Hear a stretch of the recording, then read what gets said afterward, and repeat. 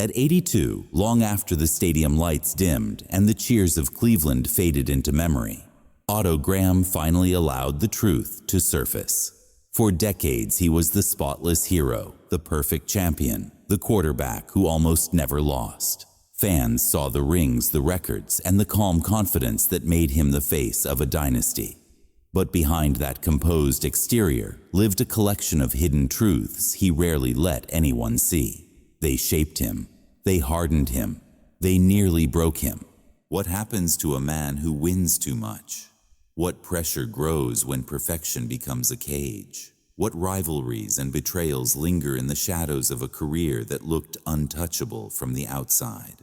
Those close to Graham whispered that his greatest battles did not happen on the field. They happened in locker rooms, front offices, and moments of private doubt where no camera could follow. Today, we uncover the 5 hidden truths that defined the real Otto Graham. The truths he carried through triumph, frustration, and the unforgiving expectations of an era that demanded greatness without the cost being spoken aloud. Why did a quarterback who dominated every season he played retire early? Why did certain relationships end in resentment? Why did he guard these stories until the final years of his life? Stay with me. Because once you hear what Otto Graham finally revealed, the legend you think you know will never look the same again. Before the world called him Automatic Otto, before he became the quiet architect of one of football's first true dynasties, Otto Graham was simply a gifted athlete, trying to understand the size of the expectations that followed him. Born in Wisconsin and raised in an era shaped by war rationing and discipline, he grew up believing that excellence was not optional. It was a duty. That belief would define everything he became on the field. When Graham joined the Cleveland Browns in the mid-1940s, the team was still carving out its identity. Paul Brown demanded precision. He demanded structure. He demanded a quarterback who could turn an idea into a system. Graham delivered more than anyone expected. He played with a calm intelligence that made the game look simple, even though nothing about his role was ever simple. He could throw with sharp accuracy, he could run when needed, and he could command a huddle in a way that made every man around him believe the next play would succeed. The Browns rose with him. They dominated the All-America Football Conference, then shocked the National Football League by winning their first season in it. To many fans, Graham looked like a machine. He did not show fear. He did not show frustration. He did not show weakness. That image became both his shield and his burden. People assumed greatness came easily to him, as if victory were a natural state, rather than the result of relentless discipline. Yet, underneath that polished exterior lived a man who battled doubts he rarely voiced. The responsibility of carrying a franchise weighed heavily. The expectations of perfection followed him through every practice and every season. Rivals viewed him as a target. Teammates admired him, but some resented the impossible standards that hovered around him. Coaches relied on him so completely that he rarely felt allowed to fail. By the time he stepped into the later years of his career, the cracks beneath his composed surface had begun to widen. Success had brought fame, but it also brought friction. Pressure shaped his relationships with coaches, with teammates, and with the league that transformed him into an icon. To understand the truths Otto Graham carried, we must walk into those rooms where praise and tension lived side by side. We must revisit the moments where loyalty fractured, where pride collided with authority, and where the cost of greatness revealed itself, one decision at a time. Only then can the 5 hidden truths be understood. Paul Brown was more than a head coach. He was the architect of modern football. He brought discipline, structure, and innovation to a sport still learning its identity. To the outside world, he and Otto Graham formed a perfect partnership, a visionary coach paired with a brilliant quarterback. Together they built a dynasty. Yet behind that successful image lived a relationship defined by tension as much as trust. Brown demanded absolute precision. Graham delivered it, but at a cost that outsiders rarely saw. Their connection powered Cleveland's rise, but it also carried the seeds of quietly growing conflict. The friction between the two men began with expectations. Brown believed that players should follow his system without question. He valued order hierarchy and complete control. Graham, although respectful, saw the game through the eyes of a competitor who valued instinct as much as structure. As the team became more successful, the pressure increased. Brown pushed harder. He monitored Graham's every decision. He critiqued even victories if they were not won precisely the way he envisioned. Graham began to feel that perfection was not enough. He lived under scrutiny that never relaxed. The tighter Brown held his grip, the more Graham struggled with the weight placed on him. The turning point came during the early 1950s when the Browns were chasing another championship. The team was winning, but Graham felt emotionally exhausted. Every mistake, even a minor one, became a lecture. Every success became a new expectation. In one defining moment, during a tense halftime meeting, Brown confronted Graham about a misread on a passing route. The Browns were leading, yet Brown treated the moment as if the entire season were collapsing. Graham pushed beyond his limit, finally snapped back with a rare flash of anger. The locker room went silent. No one spoke to Brown that way. Brown did not react in public, but the atmosphere changed. Teammates whispered about the confrontation for months. Graham began to recognize that he could no longer separate admiration from frustration.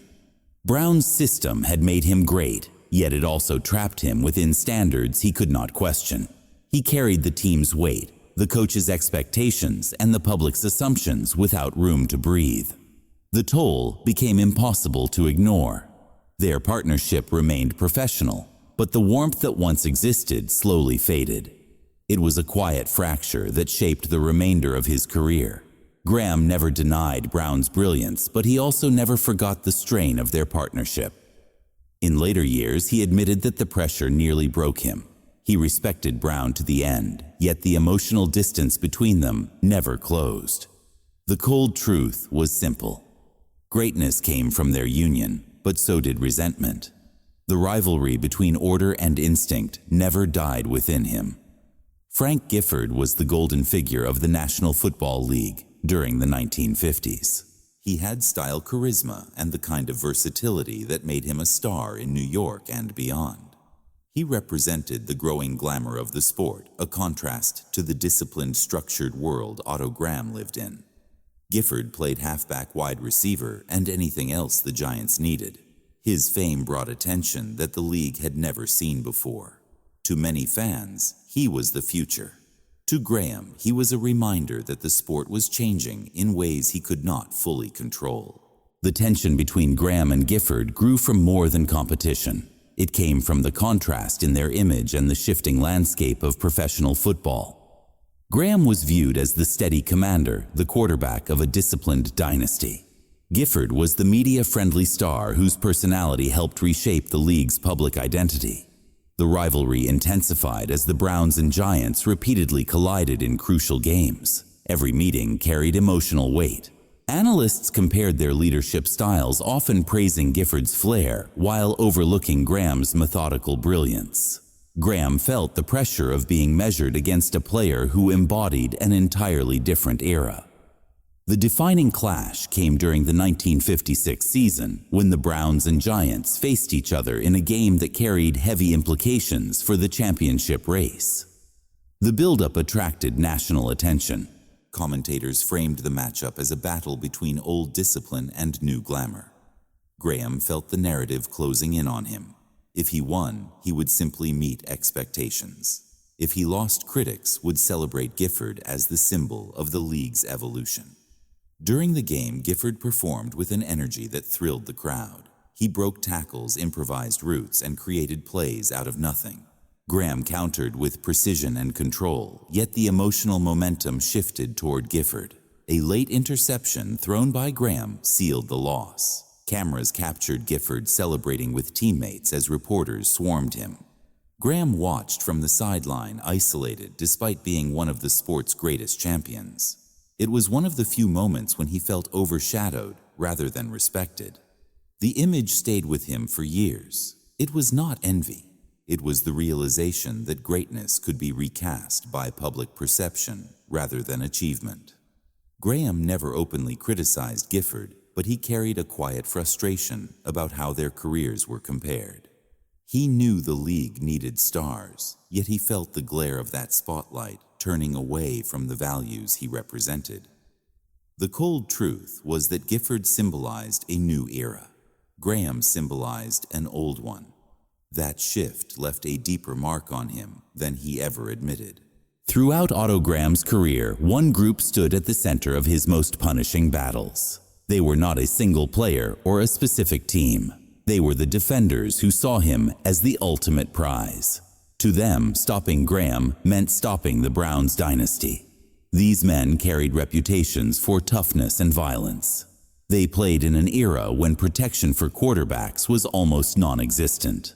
Every snap became a test of survival. Graham respected their strength, yet he also endured a level of physical punishment that slowly shaped his view of the game and the men who tried to break him. The conflict began with Graham's success. Defenses designed entire game plans around hitting him. The harder they attacked, the more determined he became. Yet the rules of the era offered little protection. Late hits, high tackles, and blindside shots were common. For many defenders, targeting Graham was not strategy but personal challenge. They wanted to be the player who finally rattled the unshakable quarterback. As the Browns continued to win championships, the intensity escalated. Graham understood the nature of the sport, but the constant barrage created resentment. He began to feel hunted. It was a rivalry built not from words but from collisions. The moment that defined his silent war with defenders came during a brutal 1953 game against the 49ers. Early in the matchup, Graham took a sharp elbow to the face during a tackle that should have ended quietly. Instead, the blow shattered the skin across his cheek and forehead. Blood streamed down his face as teammates rushed to him. The crowd watched in shock. Coaches urged him to leave the field. Graham refused. Trainers stitched the wound on the sideline while he sat motionless, his jaw tightened with anger. Reports later described the gash as severe enough to reveal bone. When he stepped back onto the field with bandages wrapped around his head, something shifted inside him. He played with a hardened resolve that turned the rest of the game into a statement. Every throw cut through the defense with sharp precision. Every drive carried the weight of defiance. The Browns won, but Graham carried the scar for the rest of his life. It became a symbol of the violent world he inhabited and the cost of being the league's most targeted quarterback. That moment marked the point where respect and hostility merged. He accepted the physical reality of the sport, yet he never forgot how easily defenders crossed the line between competition and cruelty. It was one of the few memories he recalled with visible frustration decades later. Graham rarely spoke publicly about the men who tried to break him, but he carried the scars, both physical and emotional. He believed that defenders treated him as an object rather than a rival. The cold truth was that greatness invited punishment. And for Otto Graham, the cost of winning was written across his skin long after the crowd stopped cheering. Behind every great team sits an ownership group that controls contracts, salaries, and the direction of a franchise. During Otto Graham's era, these owners held enormous influence over players' futures. They negotiated with firmness, often with little regard for the emotional and physical sacrifices their athletes endured. For Graham, the owners who oversaw the Browns became a quiet but powerful source of tension. They admired his success, yet they viewed his accomplishments through the lens of business. Their decisions affected his livelihood and his sense of worth, creating a rivalry that played out not on the field but across negotiation tables. The conflict began with the simple fact that Graham's performance far exceeded his pay. Despite leading Cleveland to championships and transforming the league's competitive landscape, his salary remained modest. In meetings, he argued that his contributions justified compensation closer to what other stars were receiving. Ownership pushed back. Contracts were rigid. Negotiations were blunt. The underlying message was clear. No player was bigger than the system.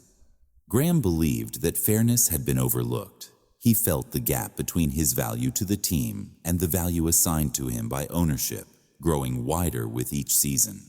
The tension slowly built into frustration. The breaking point came after another championship season when Graham requested a raise that he believed reflected his true impact. The team had dominated the league and his leadership had driven them through difficult injuries and close games. Yet ownership offered only a minimal increase. The conversation turned tense. Graham spoke with rare candor.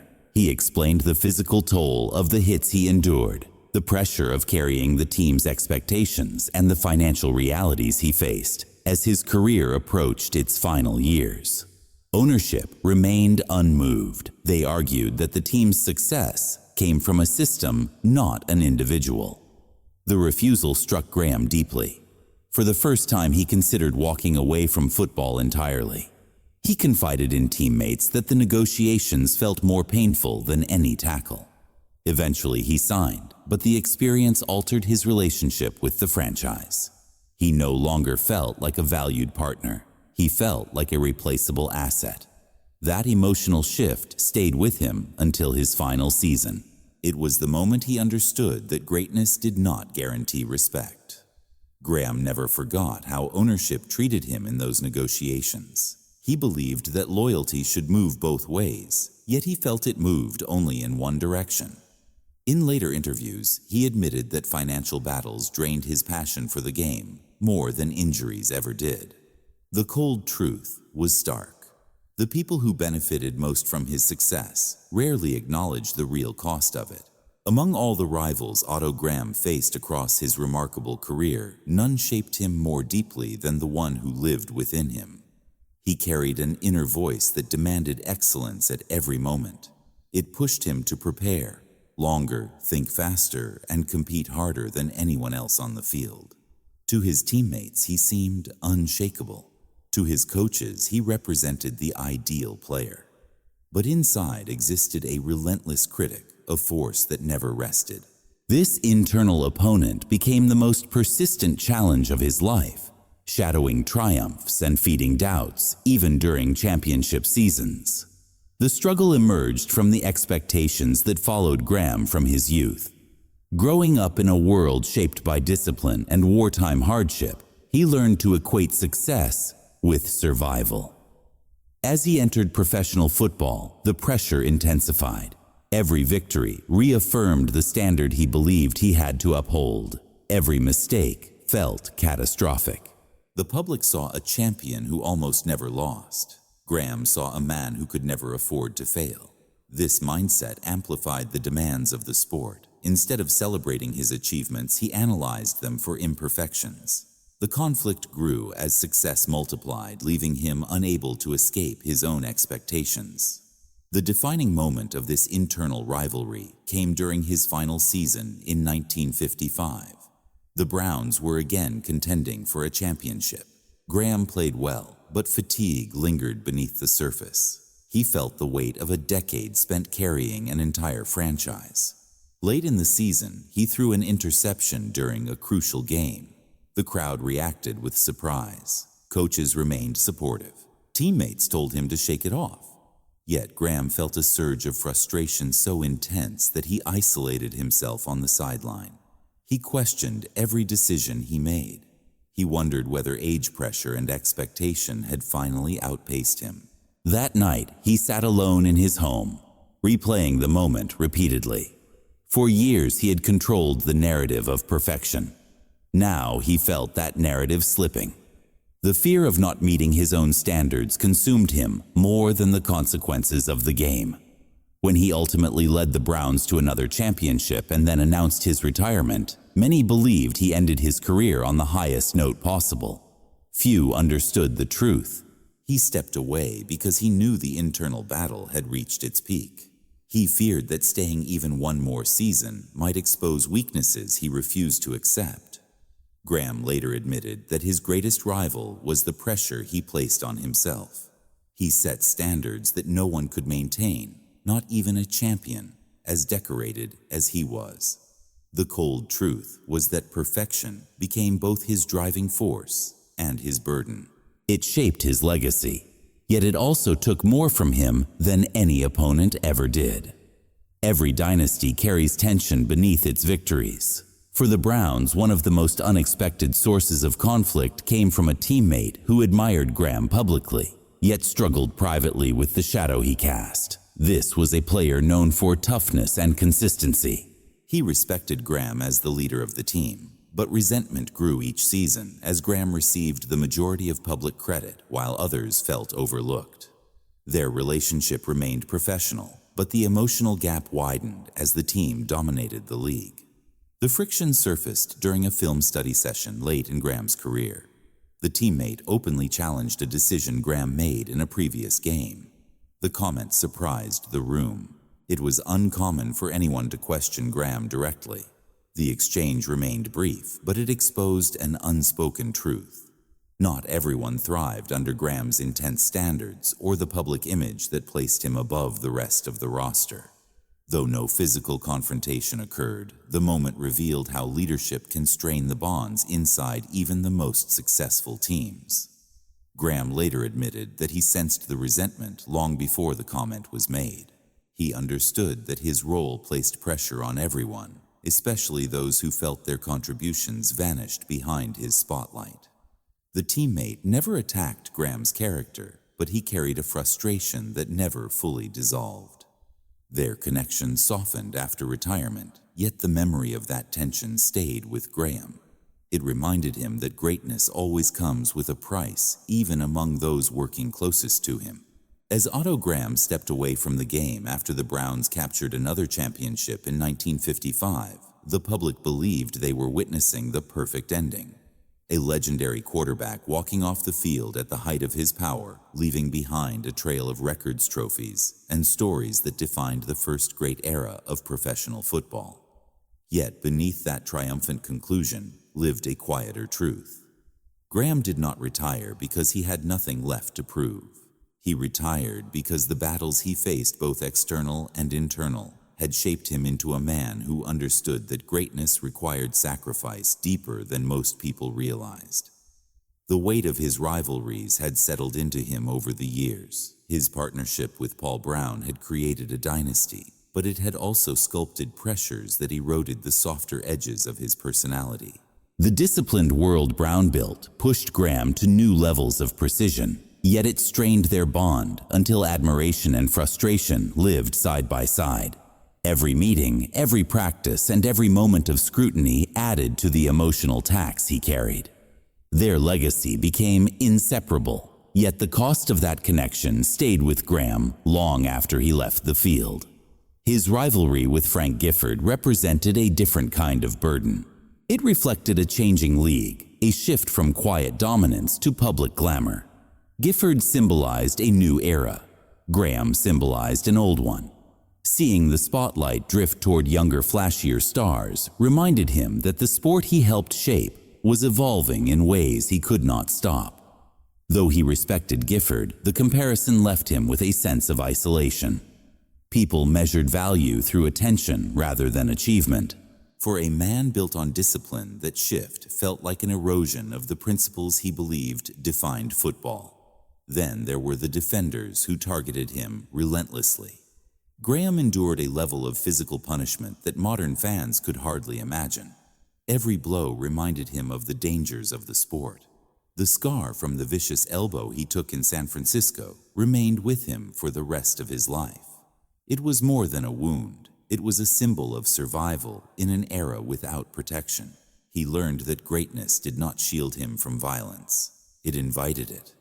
The physical toll he carried home after each game slowly shaped his desire to step away before the sport consumed more than he could give. Behind the scenes, he faced battles that fans never saw. Ownership valued him as a piece of a system rather than a man who defined that system. Contract negotiations revealed how deeply business could overshadow loyalty. Graham did not seek extravagance. He sought fairness. Yet each discussion reminded him that numbers and leverage mattered more to those in charge than the sacrifices he made on the field. The bitterness from those meetings stayed with him, not because of the money itself, but because of what it represented. It was the realization that even the greatest champions were not immune to being undervalued. Still, the conflict that shaped him the most came from within. His rivalry with himself lived in every decision, every throw, and every expectation he carried.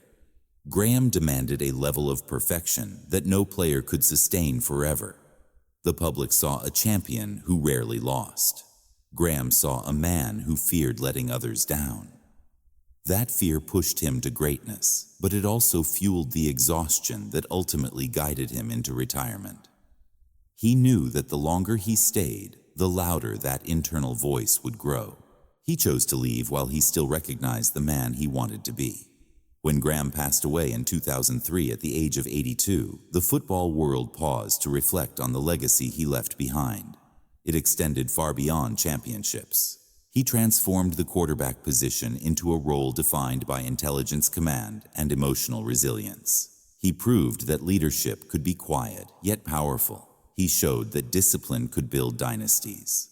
He reminded future generations that the true measure of greatness lies not only in victory, but in the trials that shape it. The hidden truths he carried for so long now reveal the full picture of his life. They show a man who stood at the center of triumph, yet navigated storms few people ever saw. They reveal that behind every record lies a story of conflict, behind every trophy lies a sacrifice, and behind every legend lies a human being wrestling with the weight of expectation. Graham's story is not simply the rise of a champion. It is the journey of a man who bore the demands of perfection, confronted forces that threatened to break him, and emerged with a legacy that continues to guide the sport. His impact endures in every disciplined offense, every quarterback who studies film with relentless focus, and every team that understands the value of structure combined with instinct. The game moved forward, but his influence remained woven into its foundation. The cold truth is that greatness requires more than talent. It requires resilience, courage, and the willingness to carry burdens unseen by the world. Otto Graham carried them all, and through those struggles he left a legacy that time cannot erase. Otto Graham's journey reminds us that even the greatest champions carry battles the world never sees. His story is a testament to resilience, to discipline, and to the hidden truths that shape a legacy far beyond statistics or trophies. Now the question turns to you. Which of these 5 revelations surprised you the most? Was it the pressure placed on him by Paul Brown? The shifting spotlight toward newer stars like Frank Gifford? The violent targeting he endured on the field? The quiet battles with ownership? Or the internal struggle that followed him through every season? These truths challenge the image we often build of our heroes. They show that behind every moment of triumph, there are conflicts, doubts, and decisions that define a career. Do you believe Graham's perfection was a gift or a burden? Do you think his early retirement preserved his legacy or left something unfinished? Your perspective matters because it transforms this story from history into conversation. If you found value in uncovering these hidden chapters of football's golden age, consider joining us for more. This channel is dedicated to revealing the untold stories of the players, coaches, and legends who shaped the sport long before modern cameras followed their every move. By subscribing, you ensure that these forgotten truths continue to be shared, discussed, and preserved. Like the video if Graham's story changed how you see him. Share your thoughts in the comments so others can join the discussion. And subscribe to NFL Hidden Truths for more deep dives into the rivalries, conflicts, and revelations that shaped the legends of the 1960s through the 1990s. The past is full of stories waiting to be uncovered. Stay with us as we bring them to light.